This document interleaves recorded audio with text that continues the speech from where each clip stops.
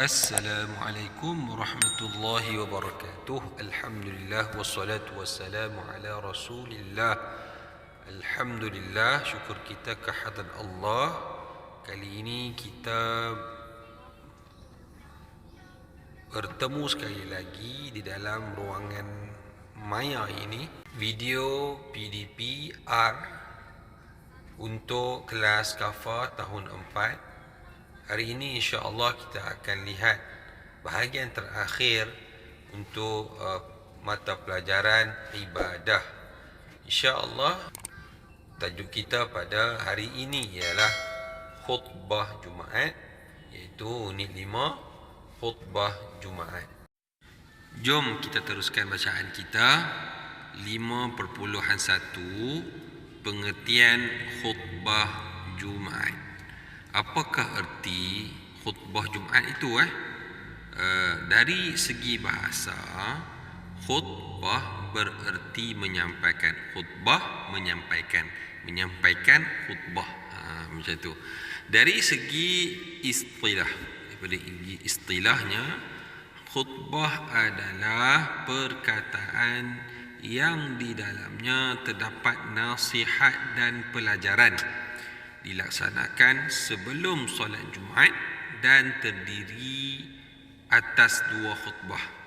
Terdiri daripada 2 khutbah yang dipisahkan dengan duduk di antara keduanya. Baik, apa yang kita perlu ingat? Khutbah ini perkataan-perkataan nasihat, pelajaran. Bila dibuat? Sebelum solat Jumaat didirikan. Ada berapa khutbah? Ada 2 khutbah. Terpisah 2 khutbah tersebut dengan duduk sebentar di antara keduanya. Baik, seterusnya hukum. Hukum khutbah Jumaat adalah wajib. Tidak sah solat Jumaat jika tidak didahului oleh khutbah. Makna khutbah wajib, kemudian barulah solat. Kalau solat saja tak sah, dan begitu juga sebaliknya.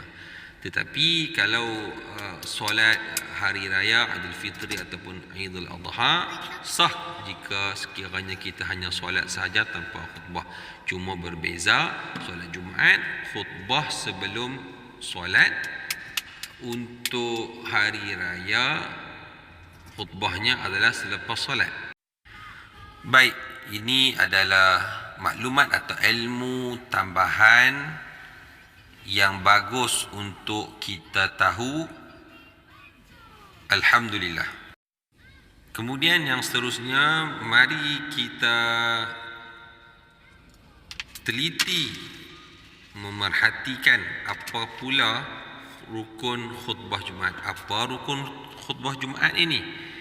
Yang pertama, memuji Allah seperti Alhamdulillah. Mesti disebut di dalam khutbah itu pujian kepada Allah seperti Alhamdulillah.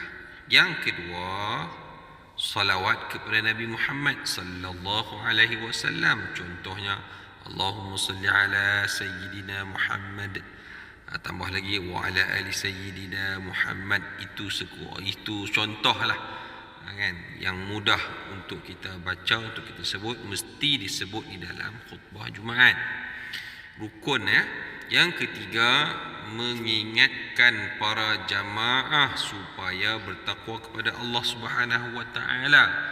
Contoh, jika kita pergi solat Jumaat, dalam khutbah imam mesti sebut setiap kali khutbah, ittaqullah, bertakwalah kamu kepada Allah Subhanahu wa taala dengan melakukan segala titah perintah Allah dan meninggalkan larangannya. Contohnya lagi, marilah kita semua sidang hadirin, sidang Jumaat sekalian, kita meningkatkan ketakwaan kita kepada Allah Subhanahu wa taala dan seumpamanya. Keempat, membaca sekurang-kurangnya 1 ayat dari petikan Al-Quran. Contohnya, paling pendek contohnya kita baca wal asr. Itu 1 ayat. Maka telah dikira melengkapi rukun khutbah membaca satu ayat Al-Quran. Baik, dan yang kelima, memohon doa dan keampunan bagi kaum muslimin. Contohnya, Allahumma ighfir lil muslimin wal muslimat wal mu'minin wal mu'minat al ahya'i minhum wal amwat. Itu kita boleh dengar doa tersebut biasanya pada khutbah yang kedua. Baik, alhamdulillah selesai kita bincangkan rukun khutbah Jumaat. Baik, sekarang mari kita lihat pula apakah syarat sah khutbah Jumaat. Jom kita mulakan syarat sah khutbah Jumaat. Yang pertama, telah masuk waktu zuhur, bermakna khutbah hanya boleh dilakukan setelah masuknya waktu zuhur. Yang kedua, memenuhi rukun-rukun khutbah. Ada 6 rukun khutbah, itu hendaklah dipenuhi kesemuanya. Yang ketiga, membaca rukun khutbah dalam bahasa Arab. Contohnya memuji Allah, alhamdulillah. Menyuruh bertakwa, ittaqullah. Salawat, Allahumma salli ala Sayyidina Muhammad. Itu contohnya. Yang keempat, dilakukan berturut-turut antara dua khutbah dan di antara khutbah dengan solat Jumaat. Berturut-turut maknanya tidak diselangi jangka waktu yang lama. Jadi selesai terus hinggalah habis khutbah dan juga solat Jumaat, ya. Yang kelima, khatib hendaklah seorang lelaki, tidak boleh khatib itu seorang perempuan. Yang keenam, khatib hendaklah berdiri jika mampu. Ya, jika mampu berdiri, jika tak mampu barulah boleh untuk duduk. Selagi mampu, selagi itu berdiri. Baik, yang ketujuh, khatib hendaklah duduk sebentar antara dua khutbah. Jadi khatib duduk sebentar. Habis khutbah pertama, duduk sebentar sebelum memulai khutbah yang kedua. Jadi selang antara dua khutbah tersebut, duduk sebentar tersebut, bolehlah makmum mendoakan, kerana ada di sana menyebutkan bahawa doa yang mustajab, cepat Allah Ta'ala perkenan adalah doa yang didoakan semasa khatib duduk di antara dua khutbah.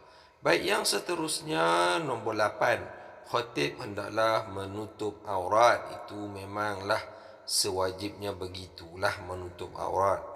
Yang ke-9, khatib hendaklah disampaikan dengan jelas dan terang sehingga dapat didengar dan difahami. Maknanya khatib hendaklah menyampaikan dengan jelas dan terang sehingga dapat didengar dan difahami oleh sekurang-kurang 40 orang jemaah. Yang ke-10, khatib hendaklah suci badan, pakaian dan tempat daripada najis, serta suci daripada hadas besar dan hadas kecil. Ya, ini samalah ketika kita hendak solat, begitu jugalah syarat sahnya. Baik, seterusnya yang ke-11, cukup bilangan 40 ahli jamaah dari mula khutbah hingga akhir solat. Ada 40 orang tetap, ya. Baik, itu adalah syarat sah khutbah Jumaat. 11 syarat sah khutbah Jumaat mestilah ada, jika tidak khutbah itu tidak dikira sebagai sah. Baik, seterusnya 5.4 hikmah khutbah Jumaat. Pertama, khutbah Jumaat dapat menambah ilmu pengetahuan umat Islam. Makna sekurang-kurangnya umat Islam dalam seminggu itu mesti juga bertambah pengetahuannya melalui sekurang-kurangnya, ya, melalui khutbah Jumaat.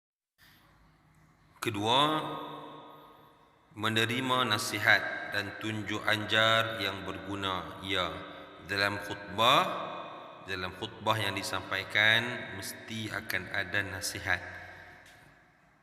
dan tunjuk ajar yang berguna sebagai panduan di dalam kehidupan sebagai seorang muslim lagi mukmin. Alhamdulillah, kita telah selesai belajar dan sekarang mari kita lihat pula apakah latihan yang telah disediakan untuk kita menjawabnya supaya kefahaman kita akan lebih mantap dan kukuh. Murid-murid bolehlah membaca sendiri soalan-soalan, menjawab. Kemudian boleh serah jawapan tersebut kepada ustaz dan ustazah murid-murid masing-masing lah. Baik, yang terakhir ialah penghayatan. Mari kita baca pada muka surat akhir ini, pada muka surat 56. Penghayatan. Sesungguhnya kita dituntut agar menepati waktu sembahyang. Mana kita tepat pada waktu sembahyang, kita solat. Dan dilarang melengahkannya. Kita dilarang melengahkan solat. Tidak ada apa-apa yang mengganggu, yang menghalang kita terus segera untuk melaksanakan kewajipan kita tersebut. Ini kerana bukan sahaja menepati waktu sembahyang itu merupakan tuntutan agama, malahan orang yang menepati waktu sembahyang itu akan mendapat ganjaran yang besar. Ingat, anak-anak murid yang dirahmati Allah sekalian, ada ganjaran yang besar, pahala yang menanti kita. Malah Allah Subhanahu wa taala juga telah menjelaskan bahawa antara sifat-sifat orang yang mendapat kebahagiaan itu ialah orang-orang yang tetap mengerjakan sembahyang pada waktunya dengan cara yang sempurna.